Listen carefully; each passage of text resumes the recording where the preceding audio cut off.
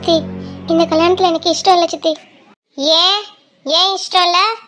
கடைசி வரைக்கும் இங்கே இருந்து எங்க சீவனை வாங்கலான்னு முடிவு பண்ணியிருக்கியா? சித்தி, நான் உங்களை எந்த தொந்தரவும் பண்ண மாட்டேன் சித்தி. நான் ஒரு மூலையில இருந்துக்கிறேன் சித்தி. இந்த கல்யாணத்துல எனக்கு கொஞ்சம் கூட விருப்பம் இல்லை சித்தி. அவங்க பேசுறதெல்லாம் வச்சு பார்க்கும்போது அன்னைக்கு வந்தார்ல அந்த பெரியவர் தான் மாப்பிள்ளைன்னு எனக்கு தோணுது சித்தி. இவளுக்கு சந்தேகம் வந்துருச்சு. இந்த சந்தேகத்தை இப்படியே வளர விட்டோம்னா கல்யாணம் வேணான்னு சொல்லி அப்பனும் மகளும் சேர்ந்து ஆர்ப்பாட்டம் பண்ணுவாங்க. என்ன வளர்ற? மாப்பிள்ளை அவர் கிடையாது, அவர் மாப்பிள்ளையோட அப்பா. இல்லை சித்தி, இது வரைக்கும் உங்க மாப்பிள்ளையோட போட்டோவும் காமிச்சதில்லை, மாப்பிள்ளைய கையோட கூட்டிட்டு வந்ததும் கிடையாது. அதனால எனக்கு சந்தேகமா இருக்கு சித்தி. அன்னைக்கு வந்து அந்த பெரியவர் தான் கல்யாண மாப்பிள்ளைன்னு எனக்கு தோணுது சித்தி. எனக்கு இந்த கல்யாணத்துல விருப்பம் இல்லை சித்தி. ஏய், என்ன உன் இஷ்டத்துக்கு பேசிட்டு இருக்க? யார் உனக்கு இந்த அளவுக்கு ரைட்ஸ் கொடுத்தது? என்ன முடிவுனாலும் நான் தான் எடுப்பேன். உனக்கு நாளைக்கு கல்யாணம், அந்த முடிவுல இருந்து எந்த மாற்றமும் கிடையாது. அவங்கள நல்லவங்க மாதிரி தெரியல சித்தி. தயவு செஞ்சு நீ அங்க அனுப்பிச்சிடாதீங்க சித்தி. நான் இங்கே இருந்துடுறேன் சித்தி. காலம் முழுக்க உங்க கூட இருந்துறேன் சித்தி. உங்களுக்கு உதவி பண்ணிக்கிட்டு, தம்பியை பார்த்துக்கிட்டு, அப்பாவை பார்த்துக்கிட்டு நான் இங்கே இருந்துறேன் சித்தி. என்னால் உங்களுக்கு எந்த தொந்தரவும் வராது சித்தி. தயவு செஞ்சு எனக்கு இந்த கல்யாணத்தை மட்டும் பண்ணி வச்சிடாதீங்க சித்தி. எனக்கு என்னமோ அந்த வயசானவர் தான் மாப்பிள்ளைன்னு தோணுது சித்தி. நான் நிஜமா தான் சித்தி சொல்றேன். ஆமாடி, அவன் தான் மாப்பிள்ளை. இப்ப என்னங்கிற அதுக்கு? சித்தி, நீங்க சொல்றதெல்லாம் உண்மையா சித்தி? அப்ப நான் நினைச்சது கரெக்ட் தானா? அவர் தான் மாப்பிள்ளையா சித்தி? ஆமாடி, இப்ப என்ன அதுக்கு? எப்படி சித்தி உங்களுக்கு மனசு வந்தது? அவருக்கு என் அப்பா வயசு இருக்கும் சித்தி. அவரை போய் நான் எப்படி சித்தி கல்யாணம் பண்ணிக்க முடியும்? அதனால இப்ப என்ன வந்தது? ஏன் உன் அப்பனுக்கு நான் 2ஆம் தரமா வாக்கப்படும் போது எனக்கும் இந்த வயசு தான். உங்க அப்பை மட்டும் என்னை மாதிரி சின்ன பொண்ணா பார்த்து கல்யாணம் பண்ணிக்கலாம். ஆனா நீ மட்டும் உங்க அப்பா வயசுல இருக்கிற ஒருத்தரை கல்யாணம் பண்ணிக்க மாட்டேன். இது என்னங்கடி நியாயம்? இதோ பாரு, அவன் தான் உனக்கு புருஷன். இந்த முடிவுல இருந்து எந்த மாற்றமும் கிடையாது. உனக்கு பார்த்துருக்க மாப்பிள்ள பரம்பரையா பணக்காரன். கல்யாணம் பண்ணிக்கிட்டு சந்தோஷமா வாழ்றதை விட்டுட்டு இப்படி நீலிக்கனி வச்சிட்டு இருக்க? இல்லை சித்தி, சத்தியமா நான் இந்த கல்யாணம் பண்ணிக்கவே மாட்டேன். ஓ, அந்த அளவுக்கு தைரியம் ஆயிடுச்சா? உன்னை இவ்வளவு நேரம் பேச விட்டதே தப்பு. வா என் கூட. சித்தி சித்தி விடுங்க சித்தி. சித்தி சித்தி ப்ளீஸ் சித்தி. வாய மூடுன்னு சொன்னேன். சித்தி வேணாம் சித்தி. இங்கே கெட. நாளைக்கு உனக்கு கல்யாணம். அது வரைக்கும் இங்கே தான் நீ இருக்கிற. வெளியில எங்கேயாச்சும் போன்னு தெரிஞ்சது பிறகு நான் மனுஷியாவே இருக்க மாட்டேன். சித்தி சித்தி சித்தி கேளுங்க சித்தி. சித்தி சித்தி சித்தி கதவு தருங்க சித்தி. கதவு தருங்க சித்தி. சித்தி தயவு செஞ்சு கதவு தருங்க சித்தி. ப்ளீஸ் சித்தி. ப்ளீஸ் சித்தி. ப்ளீஸ் சித்தி. சத்தம் போடாத. சத்தம் ஏதாவது வெளியில வந்துச்சு அவ்வளவுதான் பார்த்துக்கோ. நான் வந்து கதவை திறக்கிற வரைக்கும் எந்த கூச்சலாவது போட்ட பிறகு என்னை பத்தி உனக்கு தெரியும்ல. சித்தி சித்தி தயவு செஞ்சு கதவை தருங்க சித்தி. நீ மாப்பிள்ளை வீட்டுக்காரங்க கிட்ட பேசணும். அதுக்கு முன்னால அவங்க அப்பனுக்கு இந்த விஷயம் தெரியக்கூடாது. தெரிஞ்சா அவனும் சேர்ந்துக்கிட்டு ஆடுவான். இன்னைக்கு முழுக்க அவனை வீட்லயே இருக்க விடக்கூடாது. சித்தி சித்தி கதவை தருங்க சித்தி. மடி பவானி, வாயா சண்டியரே. ஏய், எதுக்குடி என் பொண்ணை உள்ள போட்டு பூட்டியிருக்க? எப்ப பாரு என் மகளை சித்திரவதை பண்றதே உன்னோட வேலையா போயிருச்சு. தாயில்லாத பிள்ளைக்கு தாயா இருப்பேன்னு தான் உன்னை கல்யாணம் பண்ணிட்டு வந்தேன். ஆனா நித்தம் என் மக உன்கிட்ட இருந்து சீரழியறதை என்னால பார்க்கவே முடியல. தள்ளு, என் மகளை எதுக்கு உள்ள வச்சு பூட்டியிருக்க? இந்த வரேன்டா பவானி. யோ, ஒரு அடி முன்னாடி எடுத்து வச்சேன்னு வையி. என்னடி, என்ன மிரட்டி பாக்குறியா? என்ன பண்ணுவ? எதுக்கு என் பிள்ளைய உள்ள போட்டு பூட்டியிருக்க? அதுக்கான காரணத்தை சொல்லு. அப்படி என்ன என் பிள்ளை தப்பு பண்ணா? உன் மகளுக்கு இந்த கல்யாணத்துல விருப்பம் இல்லையா? உன் மகளுக்கு எப்பேற்பட்ட வாழ்க்கையை நான் தேர்ந்தெடுத்து வச்சிருக்கேன். ஆனா உன் மகன் என்னடானா இந்த கல்யாணம் வேணான்னு ஒத்த கால நின்றுட்டு இருக்கா. எனக்கு இந்த கல்யாணமும் வேணாம், நீங்களும் வேணாம், நான் இந்த வீட்டு போறேன்னு அடம் பிடிக்கிறா. பிறகு அவளை என்ன பண்ண சொல்ற? என் மகா அப்படிலாம் சொல்ல மாட்டா. நீயா வாய்க்கு வந்தபடி உன் இஷ்டத்துக்கு பேசாத. தள்ளு, நானே என் மக கிட்ட என்ன நடந்ததுன்னு கேட்டுக்கிறேன். போயா போ, போய் கேளு. உன் மகன் இல்லாத பொல்லாதமா என்னை பத்தி சொல்லுவா, நீ அதை நம்புவ. இவ்வளோ நேரம் நான் உன்கிட்ட சொல்லிட்டு இருக்கதை நம்ப மாட்டேன், அப்படிதானே? அப்போ உன்னை கல்யாணம் பண்ணி உனக்கு ஒரு பிள்ளை பெற்று இத்தனை நாள் உன் கூட குடும்பம் நடத்துனதெல்லாம் வேஸ்ட் தானே? அப்போ என் பேச்சு மேல உனக்கு நம்பிக்கை இல்லைன்னு தானே அர்த்தம்? இனிமே நான் இந்த உலகத்துல இருந்தா என்ன, இல்லாட்டி என்ன? போ, போய் உன் மகிக்கிட்ட என்ன நடந்ததுன்னு கேளு. அவ கதை கதையா சொல்லுவா. ஆனா நீ திரும்பி வரும்போது நான் இருக்க மாட்டேன். என் சாவுக்கு நீதான் காரணம்னு லெட்டர் எழுதி வச்சுட்டு தீ குளிச்சிருவேன். ஏற்கனவே உன் மூத்த பொண்டாட்டி செத்து போய் உன் மூத்த மகளுக்கு தாய் இல்லாம போயிருச்சு. இன்னைக்கு நானும் செத்து போறேன்.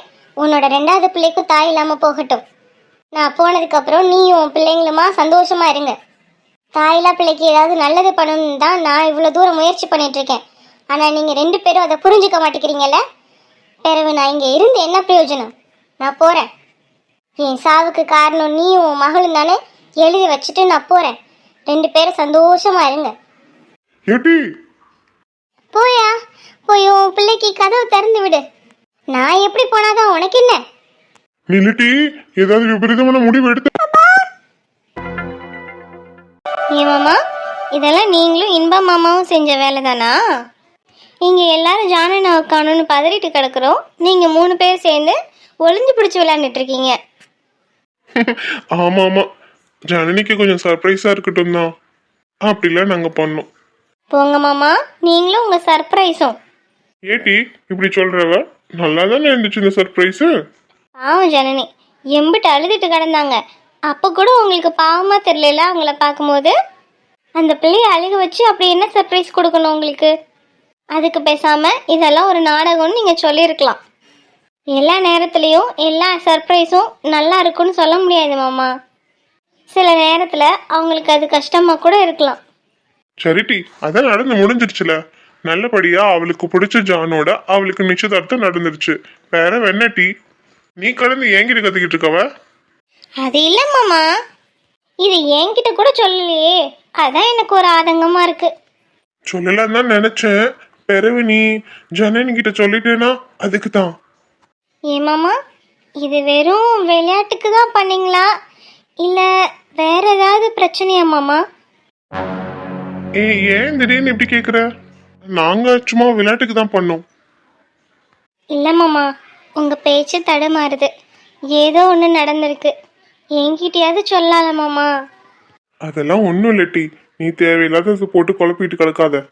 இந்த நேரத்துல எதையும் தேவையில்லாம யோசிக்க கூடாது. வேலைக்கு கரெக்டா சாப்பிட்டோமா, டாக்டர் கொடுத்த மாத்திரையை போட்டோமா, நல்லா ரெஸ்ட் எடுத்தோமான்னு இருக்கணும். இப்படி தேவையில்லாத எதையாவது சிந்திச்சுட்டு கிடக்காத. நீ நினைக்கிற மாதிரி எதுவும் நடக்கல. நல்லபடியா நிச்சயதார்த்தம் நடந்துருச்சுல, இப்போ உனக்கு சந்தோஷம் தானே?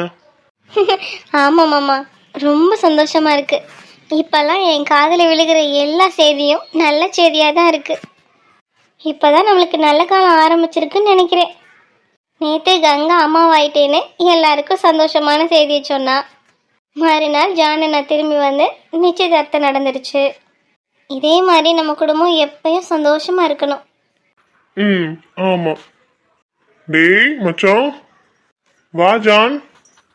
என்னங்கடா 2 பேரும் இணை பிரியாம சுத்திட்டு இருக்கீங்க போல.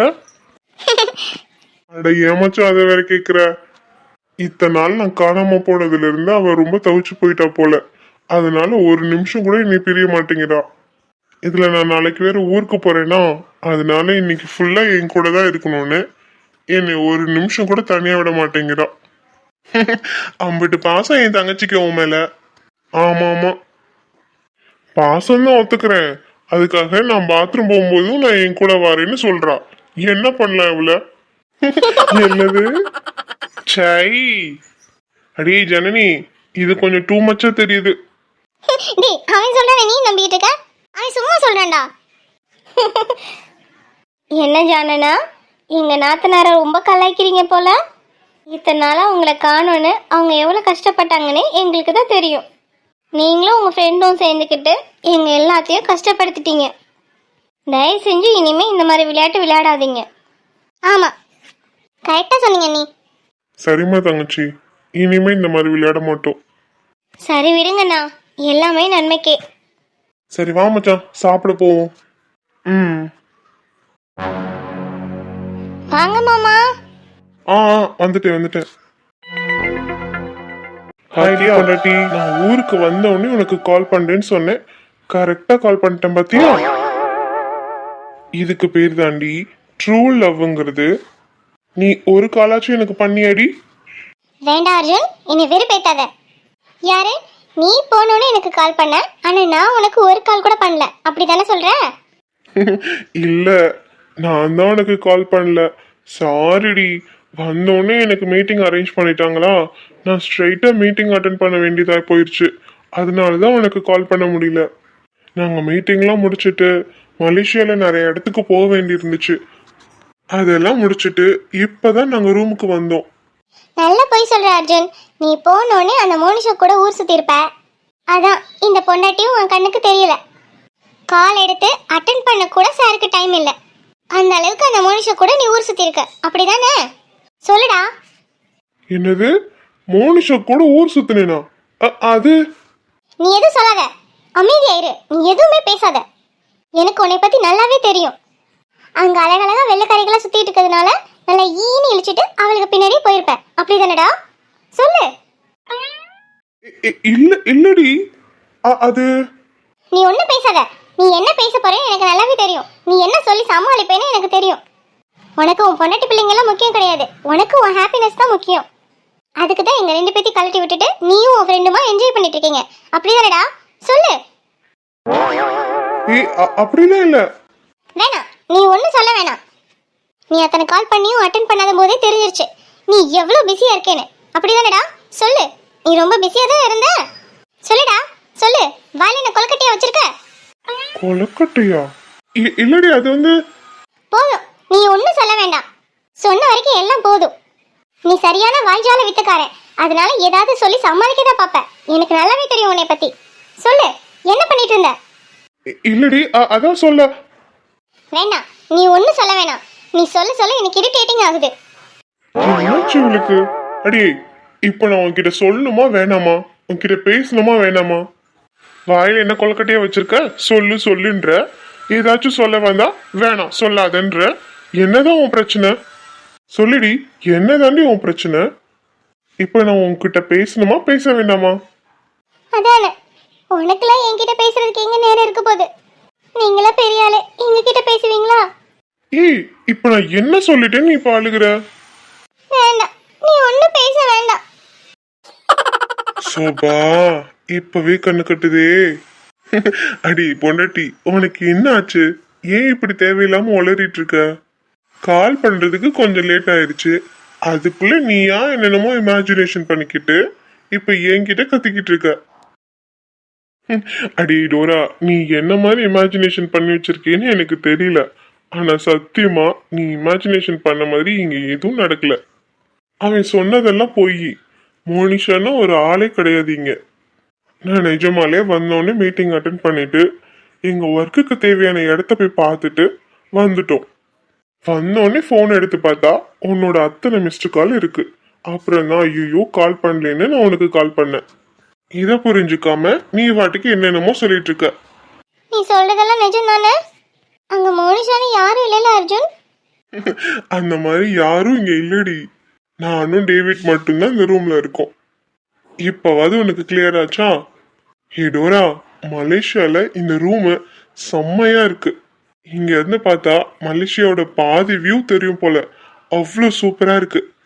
கண்டிப்பா இன்னொரு நாள் நம்ம 3 பேர் மட்டும் மலேசியா வந்து இந்த இடத்தெல்லாம் நல்லா சுத்தி பார்க்கலாம். சரியா? நிஜமாவா? நீ சொல்றதெல்லாம் நிஜம் தானே? இல்ல இல்ல, என்னை சமாளிக்கிறதுக்கு நீ போய் சொல்ற. என்னையெல்லாம் அங்க கூட்டிட்டு போவியா நீ? அதெல்லாம் கூட்டிட்டு போக மாட்டேன். நிஜமா பொண்டாட்டி, கண்டிப்பா உன்னை கூட்டிட்டு வரேன். I promise. இப்போவாது கொஞ்சம் சிரிக்கலாம்ல. சாரிடா, உன் சிச்சுவேஷன் என்னன்னு தெரியாம நான் வாட்டுக்கு என்னென்னமோ சொல்லி திட்டேன். I'm sorry. இது வழக்கமா நடக்கிறது தானே. என்னை மிஸ் அண்டர்ஸ்டாண்டிங் பண்ணிக்க வேண்டியது, நீயா ஏதாவது ஒரு இமேஜினேஷன் பண்ணிக்க வேண்டியது, அப்புறம் காய்ச்சி மூச்சுன்னு கத்த வேண்டியது, அப்புறம் சாரின்னு சொல்ல வேண்டியது. நீ மட்டும் இல்ல, எல்லா பொண்டாட்டிமாருங்களும் ஹஸ்பண்ட் இப்படி தானே புரிஞ்சு வச்சிருக்கீங்க. அதுல நீ மட்டும் விதி விலக்கா என்ன? சரி, சீக்கிரமா வேலையை முடிச்சுட்டு சீக்கிரமா வா. ஓகே. ஆமா, என் பிள்ளைய எங்க? அவன் குரல காணோம். அவன் அந்த பக்கமா பால் விளையாண்டுட்டு இருக்கான். எனக்கு உன்கிட்ட பேசணும் போல இருந்துச்சு, அதான் கால் பண்ணேன்.